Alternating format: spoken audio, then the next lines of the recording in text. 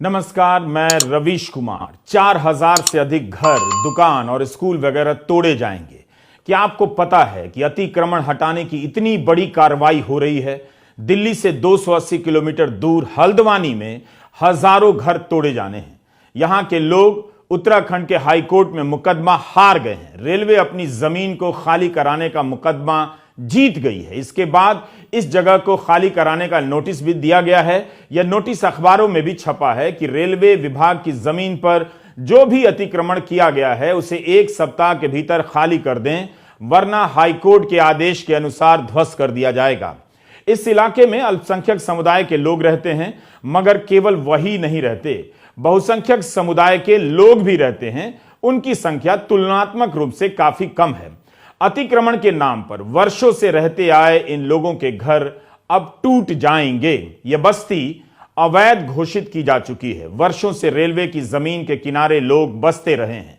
इन्हें केवल अतिक्रमण के नजरिए से देखा जा रहा है, एक कानूनी समस्या के रूप में, जिसका समाधान केवल अदालती आदेश ही लगता है।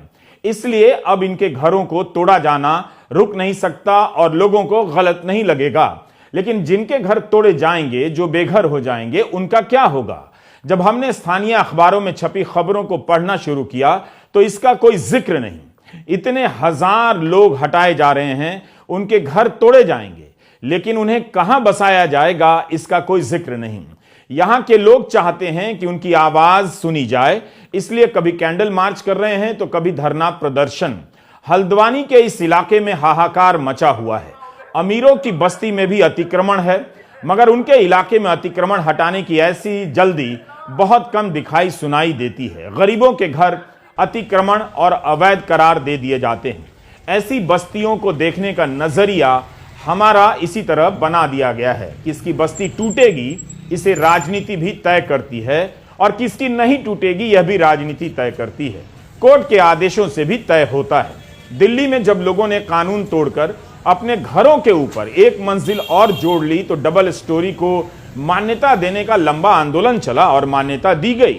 मगर राजनीतिक रूप से कमजोर और आर्थिक रूप से दुर्बल लोगों की बस्तियां कानून की चपेट में आसानी से आ जाती हैं। मध्य प्रदेश के खरगोन में हिंसा की एक घटना के बाद तुरंत अवैध बताकर बुलडोजर चला दिया गया। इस होड़ में उनका भी मकान गिरा दिया गया जिन्होंने प्रधानमंत्री आवास योजना के तहत घर बनाया था।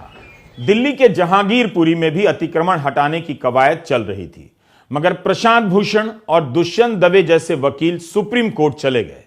अतिक्रमण पर रोक लगी, गरीब लोगों के घर बच गए। क्या हल्द्वानी के हजारों लोगों का घर बच सकता है? याद कीजिए उस समय क्या हुआ। चीफ जस्टिस का आदेश था कि अतिक्रमण पर रोक लगे, मगर आदेश का पालन तुरंत नहीं हुआ। कारण बताया गया कि आदेश की कॉपी नहीं मिली है। दिल्ली में सुप्रीम कोर्ट है, दिल्ली में जहांगीरपुरी। जब वकील दुष्यंत दवे ने चीफ जस्टिस को जानकारी दी कि इससे गलत संदेश जा सकता है, तब चीफ जस्टिस ने सुप्रीम कोर्ट की रजिस्ट्री के अधिकारियों को आदेश दिया कि तुरंत अफसरों को आदेश के बारे में बताया जाए और अतिक्रमण हटाने की कार्रवाई रोकी जाती है। 2010 में सुदामा सिंह केस में दिल्ली हाईकोर्ट ने फैसला दिया कि किसी बस्ती को उजाड़ने के क्या नियम होंगे और उन्हें फिर से बसाना भी होगा। तब फिर यही हल्द्वानी में क्यों नहीं हो सकता है? इसके बिना वहां घर कैसे तोड़े जा सकते हैं? हल्द्वानी के हजारों घर तोड़े जाएंगे। इस सर्दी में जरूर इन्हें नोटिस दिया गया है, मगर 1 सप्ताह का नोटिस क्या काफी है? 2019 में दिल्ली हाईकोर्ट ने अजय माकन बनाम भारतीय संघ के केस में विस्तृत फैसला दिया है, जिसमें कहा है कि हटाने से पहले प्रभावितों को अपना पक्ष रखने का अवसर दिया जाएगा। हमें लगता है कि उत्तराखंड के मामले में दिया गया है। सभी प्रभावित लोगों को नोटिस जारी करना होगा, यह अजय माकन केस में कहा गया है, जो पर्याप्त हो और तर्क संगत हो। यह भी बताना होगा कि कहां और कितने समय में बसाया जाएगा। खराब मौसम या रात के वक्त किसी को नहीं हटाया जाएगा। कड़ाके की सर्दी में रेलवे की जमीन पर बने इन घरों को तोड़ा जाएगा तो हजारों लोग इस वक्त कहां जाएंगे?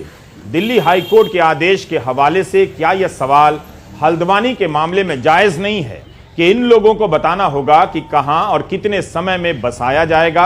अतिक्रमण के साथ केवल उजाड़ने के सवाल नहीं है, फिर से बसाने के भी सवाल हैं। उनका क्या इंतजाम हुआ है? बरसों से बसे ये मोहल्ले अब ध्वस्त कर दिए जा सकते हैं। गरीब और मेहनत मजदूरी और अपना कारोबार करने वालों की जीवन भर की पूंजी मिट्टी में मिल सकती है। हल्द्वानी के इन घरों की किस्मत दिल्ली के जैसी नहीं लगती। दिल्ली की अवैध बस्तियों को नियमित करने की लंबी राजनीति चली। यह राजनीति इसलिए चली कि लाखों लोगों के वोट चाहिए थे। यहां किसी को अतिक्रमण और अवैध बस्तियों को हटाने की चिंता नहीं हुई, बल्कि खुद मोदी सरकार ने 2019 में 1731 अवैध कॉलोनियों को नियमित करने के लिए संसद में कानून पास किया, ताकि इन बस्तियों के लोग अपने मकानों की रजिस्ट्री करा सकें। दावा किया जाता रहा कि यहां रहने वाले 40 लाख लोगों को पट्टे दिए जाएंगे।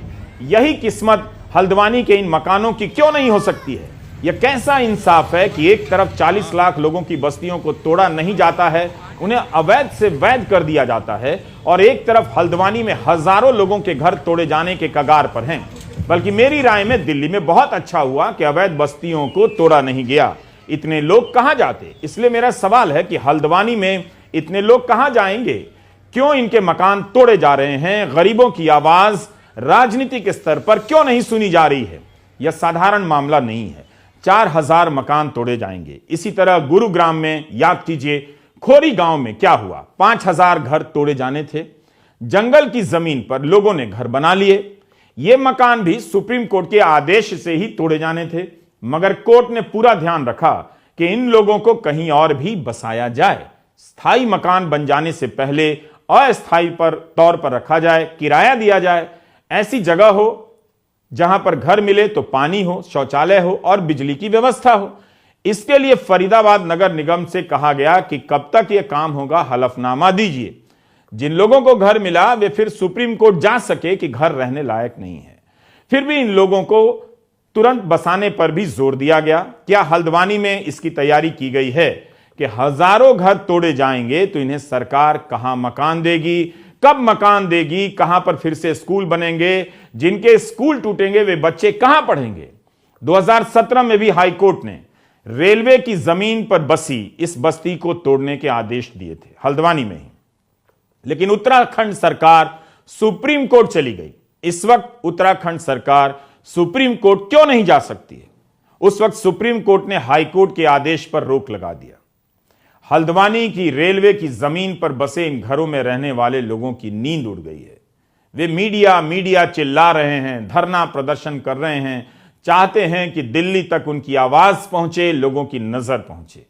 यह मामला सिर्फ अल्पसंख्यक समुदाय का नहीं है।